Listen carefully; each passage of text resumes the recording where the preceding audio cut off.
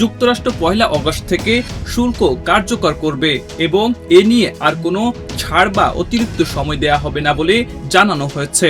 গত রোববার 27 July Fox news সানডেতে দেয়া এক সাক্ষাৎকারে এই ঘোষণা দেন দেশটির বাণিজ্য মন্ত্রী হাওয়ার্ড লাটনিক।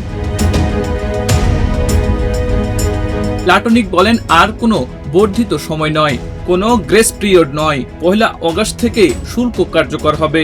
কাস্টমস অর্থ সংগ্রহ করতে শুরু করবে। তবে শুল্ক কার্যকর হওয়ার পরেও মার্কিন প্রেসিডেন্ট ডোনাল্ড ট্রাম্প আলোচনার দরজা খোলা রাখতে ইচ্ছুক। ইউরোপীয়দের বিষয়ে লাটনিক বলেন, তারা চুক্তি চায়, তবে চূড়ান্ত সিদ্ধান্ত নেবেন প্রেসিডেন্ট ট্রাম্প। এখন পর্যন্ত যুক্তরাষ্ট্রের সঙ্গে চুক্তিতে পৌঁছেছে যুক্তরাজ্য, ভিয়েতনাম, ইন্দোনেশিয়া, ফিলিপাইন আর জাপান।